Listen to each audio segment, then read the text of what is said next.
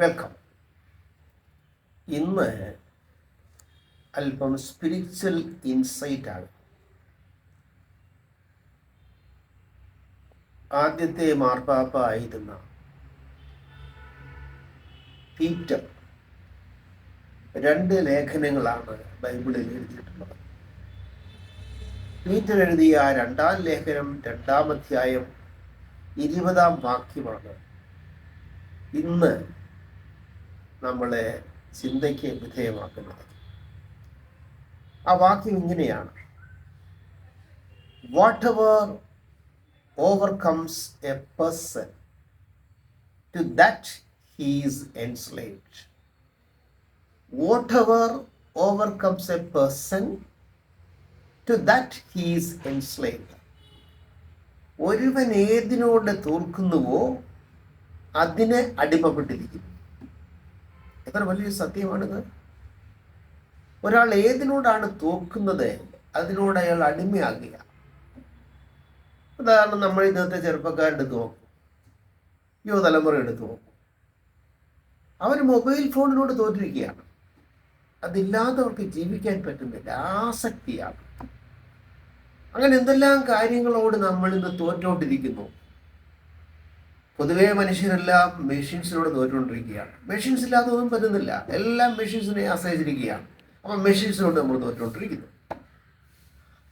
അങ്ങനെ ഏതിനോട് നമ്മൾ തോക്കുന്നോ അതിനോടെല്ലാം നമ്മൾ അടിമപ്പെട്ടിരിക്കുന്നു എന്നുള്ള സത്യം ആദ്യത്തെ മാർപ്പാപ്പയായ പീറ്റർ നമ്മെ ഓർമ്മിപ്പിക്കുക. ഞാൻ ഇത്തരം കാര്യങ്ങളെക്കുറിച്ച്, ആധുനിക കാര്യങ്ങളെക്കുറിച്ചല്ല ഞാൻ സംസാരിക്കുന്നത്. ഇപ്പോഴും പീറ്ററിൻ്റെ ഒരു ചിന്തയാണ്. പീറ്റർ പറയുന്നത് ആത്മീയ ലോകത്തെ പരാജയം എന്ന് പറഞ്ഞാൽ ദുരുപദേശത്തിന് അടിമപ്പെട്ടിരിക്കുക. False teaching and fake teachers.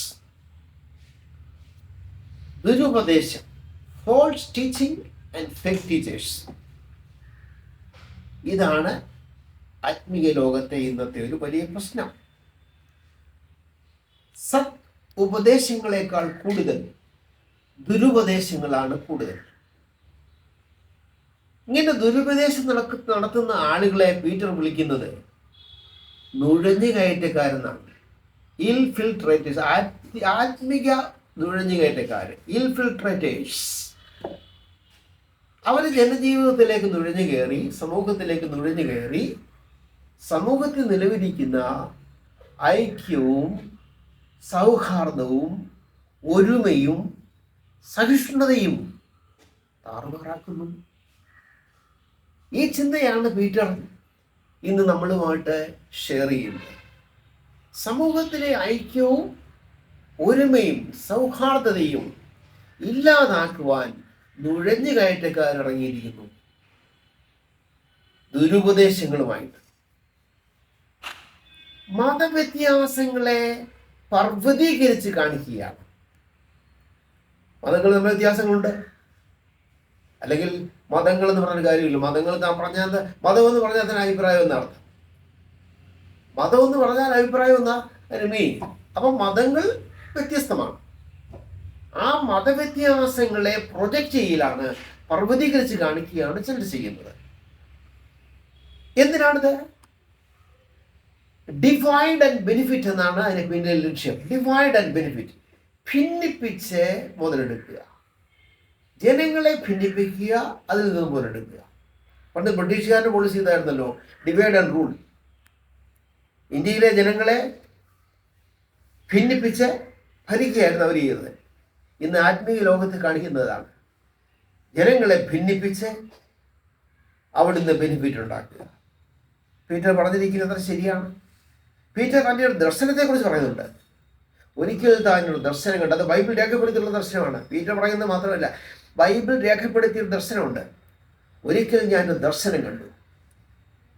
ആ ദർശനത്തിൽ നിന്ന് ഞാൻ മനസ്സിലാക്കിയത്, ഏതു ജാതിയിലും ദൈവത്തെ ഭയപ്പെട്ട് നീതി പ്രവർത്തിക്കുന്നവനെ ദൈവം കൈക്കൊള്ളുന്നു, അംഗീകരിക്കുന്നു, സ്വീകരിക്കുന്നു.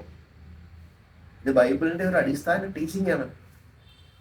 ഏത് ജാതിയിലും ദൈവത്തെ ഭയപ്പെട്ട് നീതി പ്രവർത്തിക്കുന്നവനെ ദൈവം അംഗീകരിക്കുന്നു. കൈക്കൊള്ളുന്നുണ്ട്. ജനങ്ങളെ ഭിന്നിപ്പിച്ച് അവിടുന്ന് ബെനിഫിറ്റ് ഉണ്ടാക്കുക. പീറ്റർ പറഞ്ഞിരിക്കുന്നത് ശരിയാണ്. പീറ്റർ തൻ്റെ ഒരു ദർശനത്തെക്കുറിച്ച് പറയുന്നുണ്ട്. ഒരിക്കൽ താനൊരു ദർശനം കണ്ട്, അത് ബൈബിൾ രേഖപ്പെടുത്തിയുള്ള ദർശനമാണ്. പീറ്റർ പറയുന്നത് മാത്രമല്ല, ബൈബിൾ രേഖപ്പെടുത്തിയൊരു ദർശനമുണ്ട്. ഒരിക്കൽ ഞാനൊരു ദർശനം കണ്ടു. ആ ദർശനത്തിൽ നിന്ന് ഞാൻ മനസ്സിലാക്കിയത്, ഏതു ജാതിയിലും ദൈവത്തെ ഭയപ്പെട്ട് നീതി പ്രവർത്തിക്കുന്നവനെ ദൈവം കൈക്കൊള്ളുന്നു, അംഗീകരിക്കുന്നു, സ്വീകരിക്കുന്നു. ഇത് ബൈബിളിന്റെ ഒരു അടിസ്ഥാന ടീച്ചിങ് ആണ്. ഏത് ജാതിയിലും ദൈവത്തെ ഭയപ്പെട്ട് നീതി പ്രവർത്തിക്കുന്നവനെ ദൈവം അംഗീകരിക്കുന്നുണ്ട്, കൈക്കൊള്ളുന്നുണ്ട്.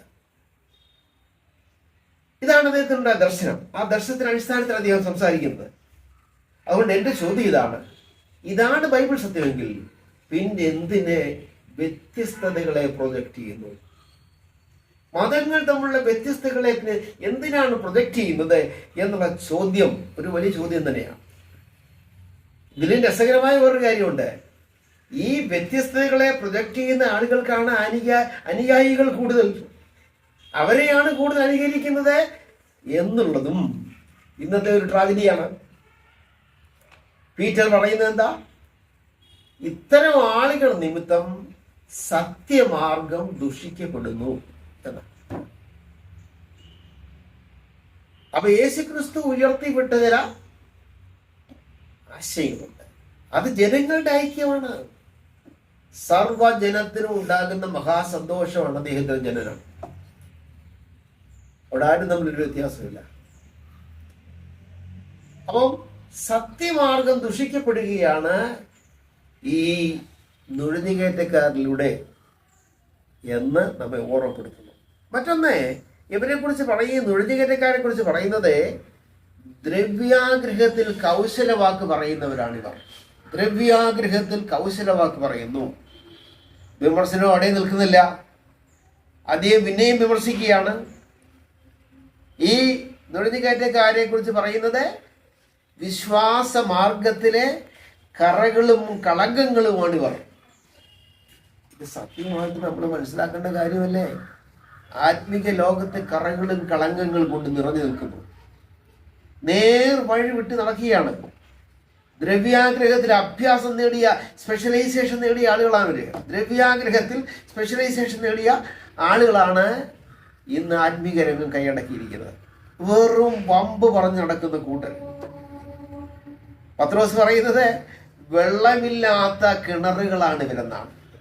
പൊട്ടക്കിണറുകൾ, വെള്ളമില്ലാത്ത കിണറുകൾ എന്നാണ് അവരെ പത്രോസ്, ആദ്യത്തെ മാർപ്പാപ്പായ പീറ്റർ വിളിക്കുന്നത്. വെള്ളമില്ലാത്ത പൊട്ടക്കിണറുകൾ. ആളുകൾ എന്ത് ചെയ്യും? ദാഹം കൊണ്ട് വെള്ളം ഉള്ളിടത്തേക്ക് ഇല്ല. ദാഹം, ആത്മീകമായ ദാഹമുണ്ട്. അവർ കിണറിൻ്റെ അടുത്തേക്ക് വരുമ്പോൾ കാണുന്നത് എന്താ? പൊട്ടക്കിണറാണെന്ന് ആദ്യം മനസ്സിലാകില്ല, പിന്നീട് മനസ്സിലാകും പൊട്ടക്കിണറാണ്. അപ്പൊ പൊട്ടക്കിണറുകൾ ആയിട്ട് ആളുകളെ ആകർഷിക്കുന്ന ഒരു വിഭാഗം ആളുകൾ ഇത് ആത്മീക ലോകത്തുണ്ട്. ഈ രണ്ടാം ലോകനം വളരെയധികം പഠിക്കണമെന്ന് എൻ്റെ അഭിപ്രായം. പത്രോസിന്റെ 2-ാം ലേഖനത്തിലെ 2-ാം അധ്യായത്തിലെ 20-ാം വാക്യമാണ് നമ്മൾ ചിന്തിക്കുന്നത്. അതിനടിസ്ഥാനത്തിൽ ചിന്തിക്കുമ്പോൾ ഇത്തരം കാര്യങ്ങളെ നമ്മൾ ഗൗരവപൂർവ്വം കണ്ടില്ലെങ്കിൽ നാശത്തിന്റെ അടിമകളായി നമ്മൾ മാറും. തോൽവി വേറുന്ന ഒരു കൂട്ടരായി മാറാതിരിക്കാനാണ് പീറ്റർ ഇതൊക്കെ പറയുന്നത്. സ്നേഹത്തിൻ്റെയും ഐക്യത്തിൻ്റെയും ഒരുമയുടെയും സന്ദേശമാണ് ഇന്ന് സമൂഹത്തിന് ആവശ്യം. സമൂഹത്തിന് വേണ്ട മെസ്സേജ് അതാണ്. മനുഷ്യനെ ഭിന്നിപ്പിക്കുന്ന സന്ദേശമല്ല വേണ്ടത്. വിശ്വാസത്തിന്റെ അടിസ്ഥാനത്തിൽ ഭിന്നിപ്പിക്കാനല്ല, ചെറിയ ചെറിയ വ്യത്യാസങ്ങളെ പ്രൊജക്റ്റ് ചെയ്യാനല്ല, മറിച്ച് സ്നേഹത്തിന്റെ ഒരു സന്ദേശം ഇന്നത്തെ ലോകത്തിന് ആവശ്യമാണ്. ഈ സന്ദേശം കൊടുക്കാൻ കഴിഞ്ഞില്ലെങ്കിൽ പീറ്റർ പറയുന്നു, ഉരിയാട കഴുത നാവെടുത്ത് സംസാരിക്കുമെന്ന്. ഉരിയാട കഴുത നാവെടുത്ത് സംസാരിക്കും എന്ന് പറഞ്ഞാൽ മിണ്ടാപ്രാണികൾ സംസാരിക്കും ഈ സന്ദേശം മനുഷ്യനെ ചെയ്തില്ലെങ്കിൽ. അതുകൊണ്ട് ഇന്ന് ലോകത്തിന് ആവശ്യം ഈ നുഴഞ്ഞുകയറ്റക്കാരുടെ ഭിന്നിപ്പിന്റെ സുവിശേഷമല്ല, മറിച്ച് യോജിപ്പിന്റെ സത്വർത്തമാനമാണ് ഇന്നത്തെ ലോകത്തിന് ആവശ്യം.